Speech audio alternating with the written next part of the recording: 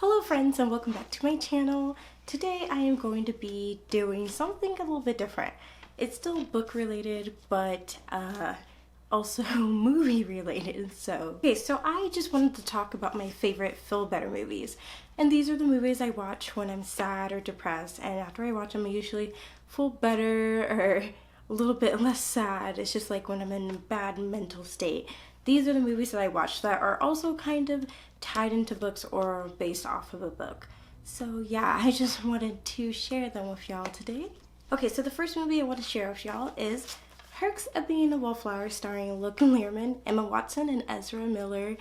And I love this movie so much. And it's like my number one feel better movie whenever I'm like super duper depressed. This is the movie that I put on because it makes me feel better in every way, and it's just, if y'all haven't seen this, I highly recommend it.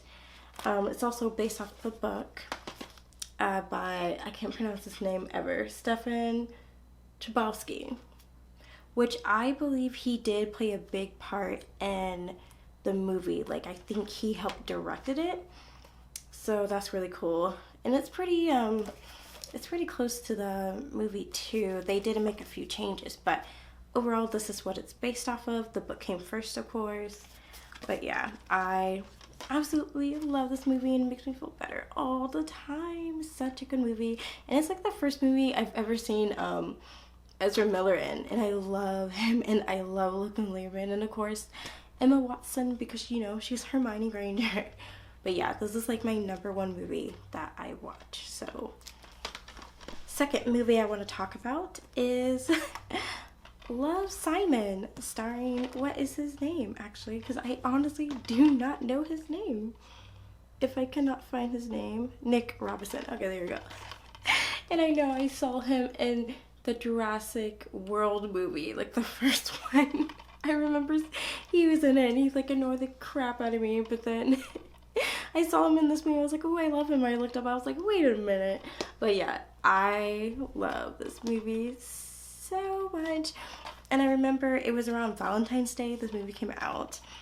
I think about 2 years ago. It had been 2 years ago when this movie came out, but it was around Valentine's Day, like that time. I don't think it was on Valentine's Day, and I was like super depressed about something, and I know I saw the trailer for this movie. I didn't know it was based off a book, but I saw the trailer for this movie and I was like, oh, I want to go see it, but no one would go see it with me, so I went to go see it by myself. And I usually see movies by myself, but I saw this movie by myself and I was like, yeah, so good. And it just made me feel so much better, and I'm like, this is going on my feel better list. But so it's based off, the book came first, so this based off of Simon versus the Homo sapiens by Becky Albertalli. She is such a good author. She's so good. I hate to admit it, but I actually haven't finished the book. I'm actually reading it right now. So yeah, so far I love it. It's kind of, yeah, it's definitely different from the movie, but I love, like, so far I love this book a lot. But this is actually the movie cover of the book. So yeah, it is. It's the movie cover because Nick Robinson is on the front of it. So okay, so the next movie I would like to share with y'all, which is really funny, because I know a lot of people hate the series, but that is Twilight, starring, what is her name? Kristen Stewart, Robert Pattinson, and Taylor Lautner. Why did I pause? Why could I not remember their names? Okay, so I know everyone hates Twilight, but Twilight is like, is part of my life, but it's I loved it since like the book first came out, but like Twilight's a big part of my life, and I know a lot of people hate it, but like I just can't let go of Twilight. And I'm one of those Twilight fans now that's like hiding like in a closet with the door cracked just a little bit. And if anybody mentions Twilight, I'm like, oh, I like Twilight, popping out of the closet. But yeah, this I don't know why this movie, all the movies, especially the first three, make me feel so good whenever I watch him, and I love him so much. And Twilight was a big part of my life, and Twilight also was a big part of me getting into young adult novels too. But these movies, when they came out, I remember the first one came out and I was like 14, and my dad took me to go see it, and it was just, I was so happy that it kind of did live up to the book, even though I know people hated it. But I honestly love these movies so much, like all of them actually. Breaking Dawn, but the first three, love them so much. And I'm kind of embarrassed because I don't know what happened to my copy of Twilight, so I need to rebuy that and New Moon. But I do have Eclipse, so just so you know, Twilight is by Stephanie Meyer. This is not, well, it's one of them, because I mentioned all the movies, but this is Eclipse, so, because I don't have the first Twilight book, which sucks, but still, it's by Stephanie Meyer, just so y'all know, which you probably already do, unless you're hiding under a rock or something. Okay, so the next movie is one of my favorite movies, and I think whenever somebody asks me, like, what's your favorite movie, and I never, like, usually it's Harry Potter, but that's a series of movies, so I keep that separate with Lord of the Rings. But if they ask me, like, what's my favorite standalone movie / fantasy, whatever, I would have to say Pan's Labyrinth. And this movie makes me cry every time. And when I am sad or depressed, this is one of my feel better movies. It makes me feel so much better, even though it's super sad. But the fact that it is super sad, I can cry. I can just literally cry, basically. So it makes me get all my tears out. But it's such a good movie. And Guillermo del Toro. Why do I always butcher names? But Guillermo del Toro is one of my favorite directors. I love him so much, and I've seen all his other movies like Hellboy and Shape of Water. Crimson Peak is a really good one, but it's underrated. I think he directed the first what's it called? Pacific Rim.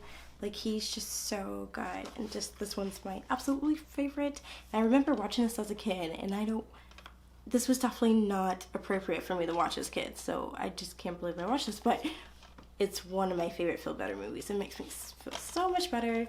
And I'm a terrible person, but I did not really do the research on this because I know the movie came out, but they came out with a book by Guillermo del Toro and Cornelia Funk, and it's Pan's Labyrinth, The Labyrinth of the Fawn, which came out earlier this year, and I got this copy from like Half Price Books. It was given to me by a friend, so I haven't read it yet. It's just been sitting on my shelf, but I am going to read it and see how it is different from the movie. But yeah, so far I'm just like, I don't think the book came first. I think the movie came first, and then they wrote a book.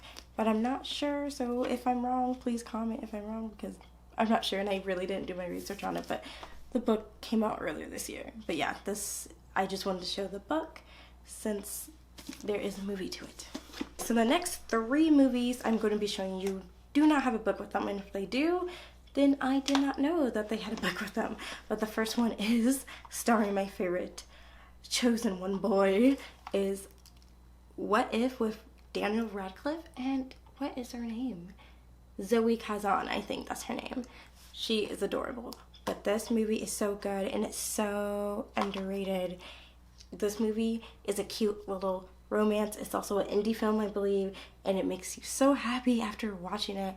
And I love Daniel Radcliffe, and after the Harry Potter movies were done, what the heck? Okay, am I still recording? Okay, I'm still recording. Oh my god, I thought I wasn't. But, okay. Okay, so yeah. After all the Harry Potter movies were done, I wanted to support him, of course, because he's one of my favorite actors, and yes, he was in the Harry Potter movies, and that's basically what he did the most, but I wanted to support him after Harry Potter. So I think I've seen every movie that he's been in after Harry Potter, and What If is one of them, and it's such a good underrated romance movie. And I think I saw that on Watch Mojo, that they did the top 10 underrated romance movies, and this was on it, and I'm like, yes, that's right, this is super underrated. It's such a good movie, so I highly recommend it. The next couple films, which I said I had 3, but let me just explain. I have the Studio Ghibli movie collection by Hayao Miyazaki. So I have basically most of all the Ghibli films, except for like the newer ones after when Marnie was there. I don't think, and When the Wind Blows, I don't have those going forward. I do not have. But there are some films on here that are so good, and they make me feel so much better. And if you haven't seen any Ghibli films, you need to watch these films. They're so good. Like, so good. Okay, so this is just the cover because I got the movie collection, and I think I got this off of eBay. But the ones I want to list that are my absolute favorite and they make me feel better, and I don't believe they have any books to them because they are written by Hayao Miyazaki. But the first one I would like to talk about is Whisper of the Heart. Is one of my favorite Ghibli films. It used to be Howl's Moving Castle, but I watched Whisper of the Heart, and I related to it so much, and I love it so much. So it's one of my favorite feel better animated films. So Whisper of the Heart, and then what else is on here? They're all good, but I'm talking about my feel better ones. So Whisper of the Heart, Howl's Moving Castle, which I just mentioned before, and The Cat Returns. So those are my 3 favorite Ghibli films that make me feel better. But Whisper of the Heart's like first, and then all the others follow, but oh, they're so good. But yeah, if you have not seen a Ghibli film, you should literally watch them, and I bet it's like even on YouTube, but still. Ghibli films are so good, like so good. I really hope people have watched Ghibli films because they're so good and very underrated. So the last movie I want to mention is, like I said, not from a book or anything, not that I know of, and it's also kind of a Christmas film, and it stars Tom Hanks and Meg Ryan, my 2 favorite late 80s, early 90s actors, and that is You Got Mail. This movie is so good.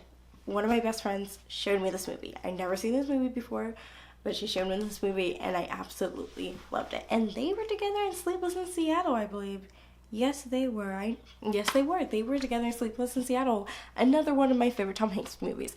I love a lot of Tom Hanks movies and Meg Ryan, but Tom Hanks is like, he's number one.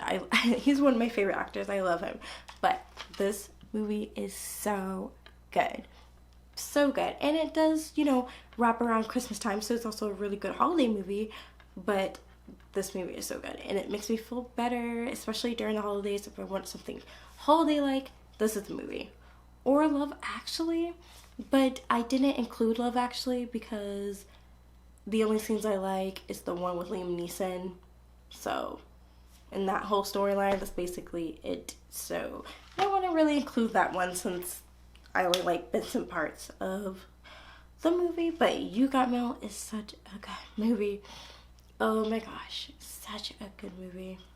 But yeah, go watch it. So I believe those are all of my favorite movies / feel better movies that I wanted to recommend. I didn't really want to talk about them just in case y'all have seen them before. I didn't really want to make this video too long where I'm like describing what the movie's about. Hopefully y'all seen it or seen a trailer for them. Some of them are old and some of them you might have seen in school, especially Pan's Labyrinth, and like I know I watched it in high school during my in my Spanish class, so I don't know if y'all already seen them, so I didn't really want to talk about and discuss them. I just want to name them, so if you are interested, you're like, maybe, then definitely go watch them because they're such good films, and they're my favorite feel better films.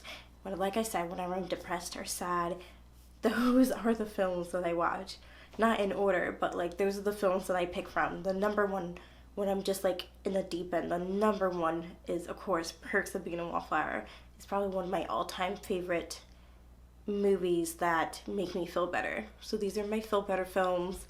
I know I have more, so I might do another video with another list of more feel better films, but I don't think I have any of them, or I don't think I do, or I just didn't think of them, but those are the ones that came to my mind. And like I said, especially the Studio Ghibli, those films are good. Those House Moving Castle, Whisper of the Heart, The Cat Returns, those are so good. Like, I'm just saying in general, Studio Ghibli films, I cannot talk today. Studio Ghibli films are so good. Okay, yeah, I didn't want to make this video too short, but thank you for sticking around watching. And like I said, I want to do something different today because some of these movies are tied to books or based off of books. So I just wanted to share them. So yes, thank you for watching and happy holidays.